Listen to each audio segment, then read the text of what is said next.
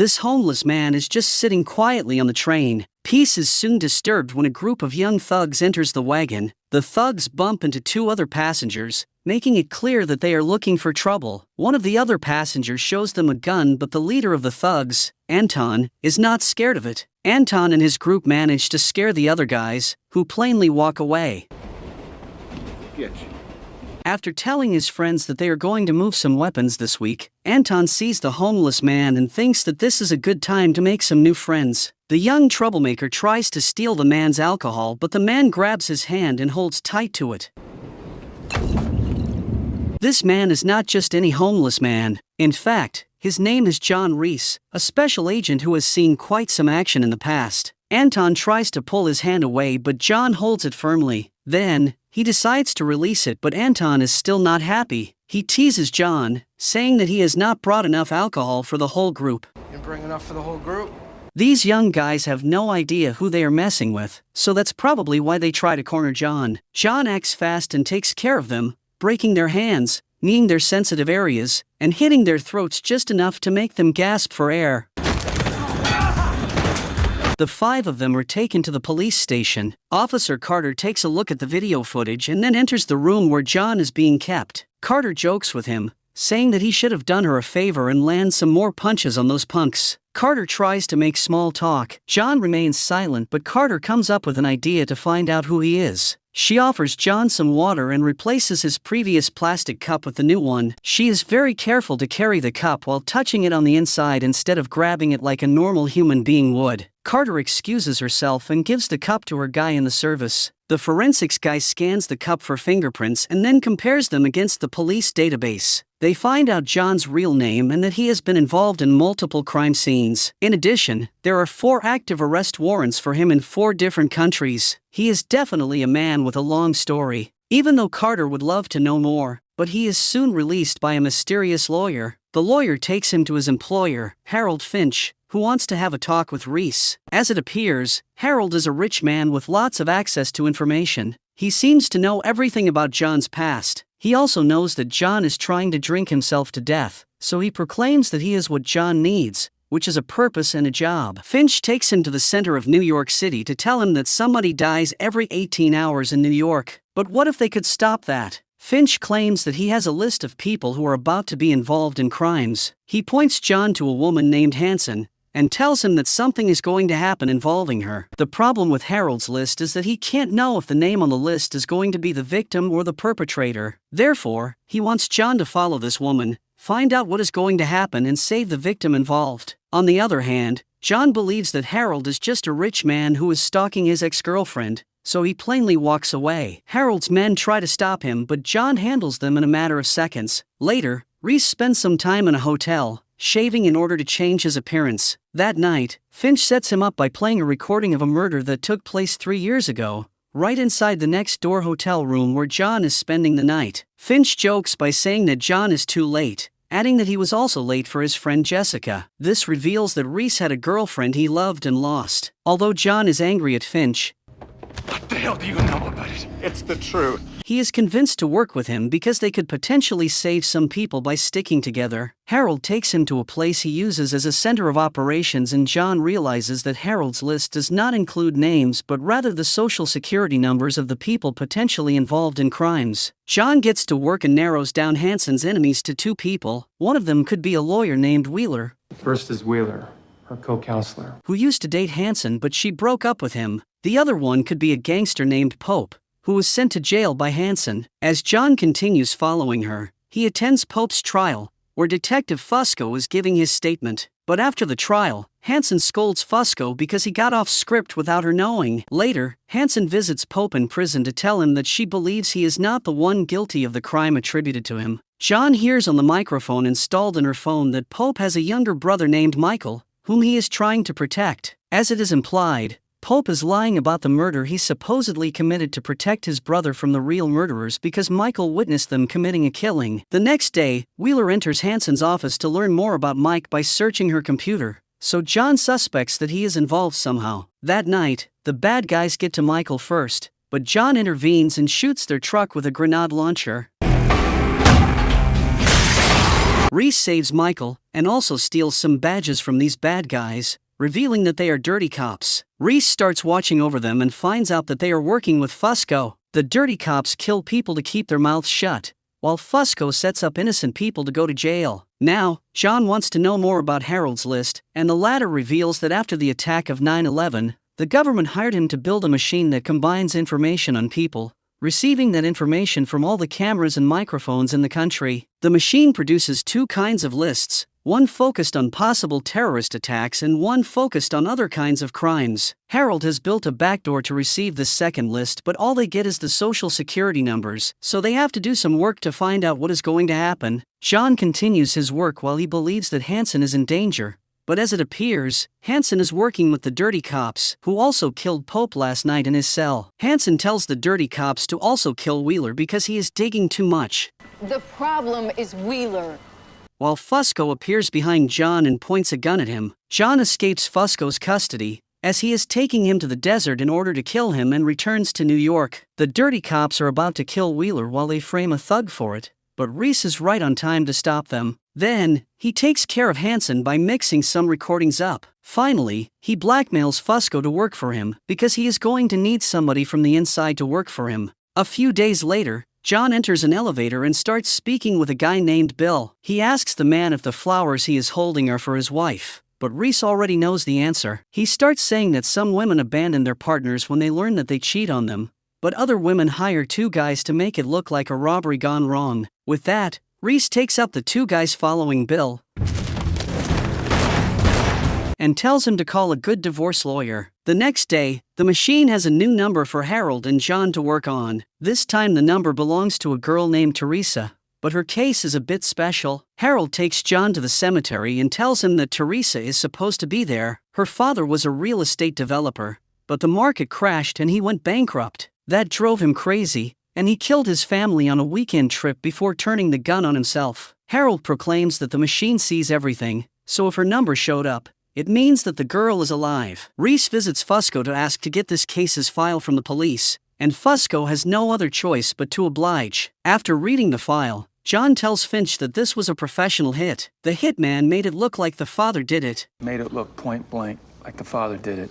Harold wonders how Reese knows it, and the latter explains that this is the way he would do it. Soon, Finch uses his technology to find the girl, and John goes after her. Teresa understands that she is being followed and manages to escape before John can get a hold of her. John visits Harold in an office where he seems to be working. As it is revealed, Harold owns the company, and just works there so he can hide in plain sight. John also gives Harold a little device that Teresa left behind. This device records card information when people use their credit cards in ATMs. Apparently, Teresa makes a living by stealing card information and then withdrawing money. Then, Reese asks around the streets to learn about the killer who got the contract for Teresa's family, and learns that a guy nicknamed Solnick did it. The hitman is now in jail because he got arrested for another case. John visits him and asks him why he did not kill the girl. Solnick replies that he has a code, and he would never kill a kid. He just told the girl that if she told anybody about him, he would come for her to finish the job.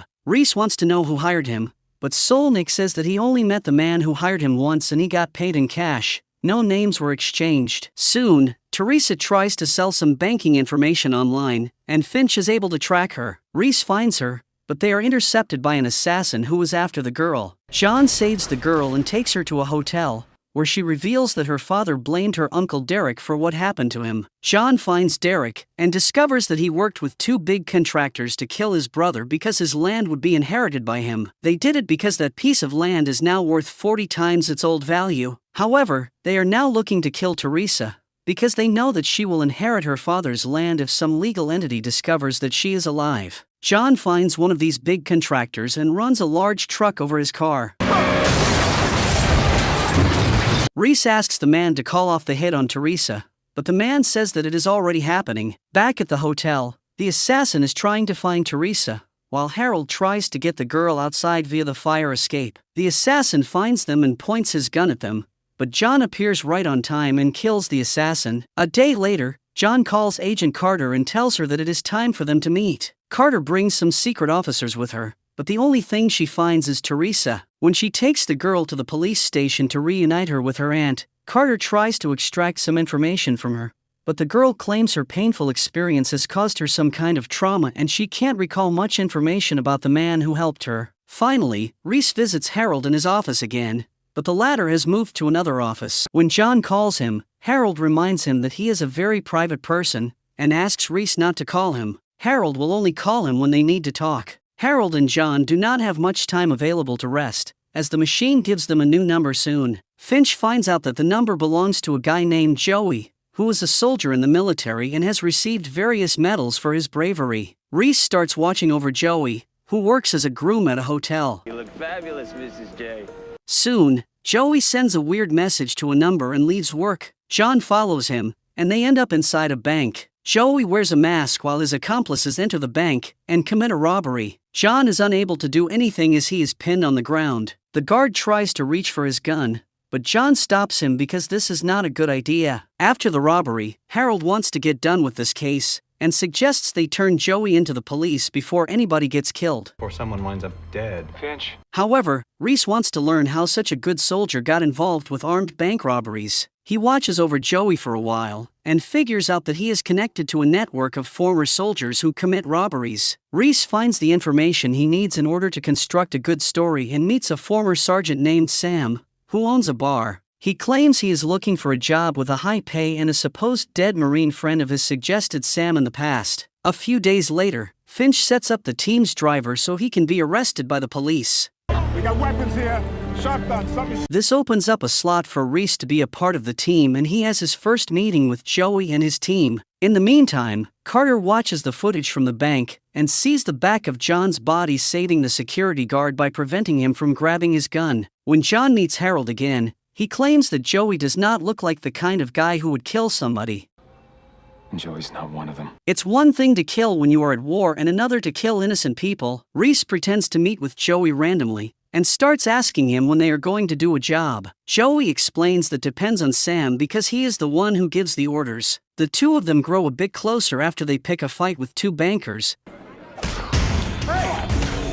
So Reese starts asking if Joey has any kids because he knows that this soldier is connected to two different women. Joey wants to keep his business private, so he just says that he has some obligations to take care of. A few days later, the gang calls Reese for a mission, while the police manage to find out the identity of one of the gang members. The group robs an underground gambling site that belongs to the mafia, and they leave the place right before the police get there. Sam prepares the team for another hit, and Harold believes that it is time to put an end to this. Reese asks for some more time because he wants to protect Joey. He's learned that one of the women he meets is his girlfriend while the other one is the wife of his buddy at war. His buddy has a daughter, and Joey has made it his mission to gather some money for her so she can grow up comfortably. His wife had just had a baby. John joins the gang in their next mission, which is to steal the evidence of a case that has something to do with somebody named Elias. Finch discovers that Sam is setting the team up and warns Reese about it. When the guys hand the case files to Sam, he kills them, but Reese manages to save Joey and advises him to skip town. Later, Sam hands the case evidence to an unknown person. When Reese finds him, Sam is already dead. After all the stress these guys go through, Harold decides that it is a good time for him to visit the doctor. Although he experiences some back pain and needs some pills, his main purpose for visiting is to steal Dr. Tillman's hospital radio. The machine has given her number and the good guys have to find out what's going on with her. John starts watching over her and realizes that she is quite a lonely person. She is all work and no fun. One night though, Tillman decides to go out and a guy hits on her. He tries to follow her, but Reese takes care of him. But back inside the club, Reese sees a guy named Andrew who bumped into Tillman earlier that day. Reese repays the favor and bumps into him, only to find out that this man carries some drugs with him. John learns from the bartender that Tillman visits the club every night alone. Most probably, she has gotten Andrew's attention. The next day, John breaks into Andrew's apartment and steals his files from his computer. When he reviews them with Harold, they find that Andrew is a predator and he is constantly looking for opportunities to exploit women. He also has a criminal record from college, but that record has been officially deleted. In the meantime, Carter reviews the footage from John's team when they entered the headquarters to steal the case files. She understands that one of the thieves had a brief interaction with Harold. And look, little guy says something back, right there. and they exchanged some words. Later that night, John watches as Andrew approaches Tillman in the bar. The two of them have a quick flirting encounter before leaving the bar. Andrew invites Tillman back to his house, but the doctor is not up for it. As Andrew walks away, Tillman follows him and uses a camera to zoom in and watch his moves more closely. John calls Finch to tell him that Andrew is not stalking Tillman, but rather the doctor is stalking the banker. John goes to Fusco to help him get Andrew's old file. When he reads it, John puts the dots together. In college, Andrew was accused of sexually assaulting a young woman, but the charges were dropped because nothing could be proven since the girl was 2 days late to report the incident. Later, that girl committed the unthinkable by consuming too many drugs. But that girl was not just any girl, she was Dr. Tillman's sister, so the doctor is looking for revenge. The machine gave them her number because she is going to try to kill Andrew. As for Harold, he gets a visit from Carter, who asks him what the robber told him. Of course, Harold lies, and claims that the robber told him not to stare at him.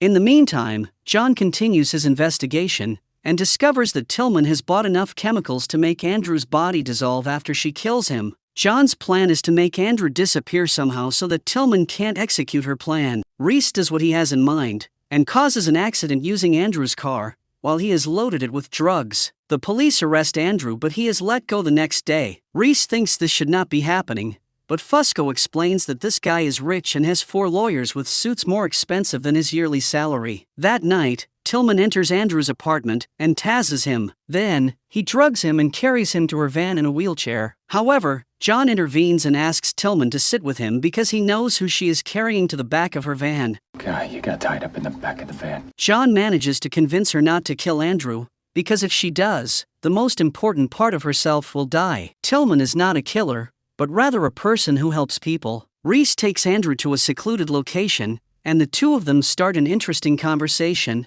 Actually, John tries to determine if he should allow Andrew to live because people might change, or if he should kill him because people do not change. John wonders if there are good people in this world anymore or if there are just good decisions to make. He also wonders if he will regret more allowing Andrew to live or killing him. Finally, John asks Andrew to help him reach a good decision, and the episode cuts to black. A few days later, the machine gives Finch the next social security number, which corresponds to a man named Samuel Gates. Samuel works at a Supreme Court as a judge, and the rumor has it that he is very fair. He is a tough judge who has declared war on crime. Consequently, it is not unlikely for him to have made many enemies. John follows him around, and realizes that a few guys are after the judge. One of them is about to make a move, so Reese prepares for a fight. But then he sees the man pulling his phone out, sending a message and throwing it in the dumpster. John turns around to grab that phone, and reads a message that talks about Samuel's son finishing school. John says they have been following the wrong person,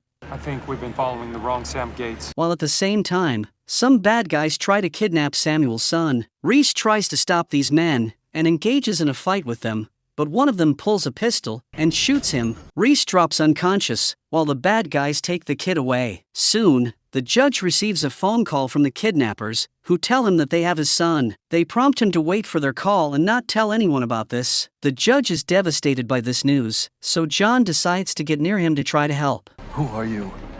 I'm here to help you. He tells the judge that the kidnappers will keep his son alive as long as he is useful to them. Samuel wants to know who John is, but he is just somebody who is trying to help. The two of them get to the judge's house, and the man wonders how the kidnappers got past his alarm. John tells the judge to wait for the next call of the kidnappers while he goes to the nanny's house. As he does, he is on the phone with Finch, who is trying to hack the cell phone company in order to trace the phone call the kidnappers made to the judge. For now, Finch can't do it, while Reese finds out that the nanny is dead. Most probably, the kidnappers got past the alarm by extracting the code from her. Kidnappers killed the nanny. Later, Finch helps John find one of the guys he saw earlier, and Reese beats him up. When the man falls unconscious, John uncovers his chest and realizes that he has a tattoo that means he is a member of a gang called SP9. Originally, this gang is from Eastern Europe, but somehow they are here now, or they have opened a branch in New York. That night, the kidnappers call the judge, but what they want is not money. They want the judge to throw the case of a woman named Angela. If the woman walks free, then they will give Samuel his son back. When they hang up,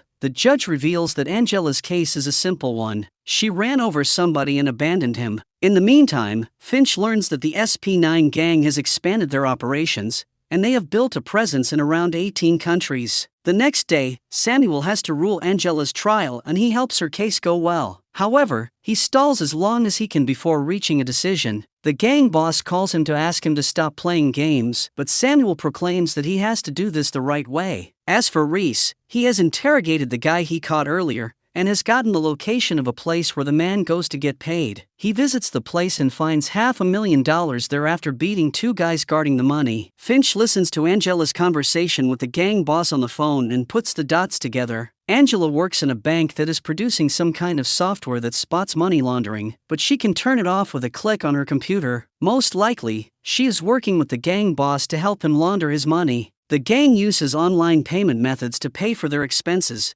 including human assets such as lawyers. The next day, Finch pretends to be working at the bank and steals some information from the servers. As the trial continues, John tries to find Samuel's son, but the kid is not in the place John believed him to be. Since the judge has no news of him, he is forced to free Angela of all charges. Not guilty on all charges. The gang boss calls Samuel to go pick up his son, but John knows that they are going to kill the judge. When Samuel arrives at the location, the bad guys prompt him to say goodbye to his son, but Reese appears with Angela and cites the information he knows. Angela turns the algorithm off for 3 minutes every morning in the bank so the SP9 can perform their transactions. That's how she is connected to the bank. The gang boss believes that the whole operation is burned. The operation's burnt.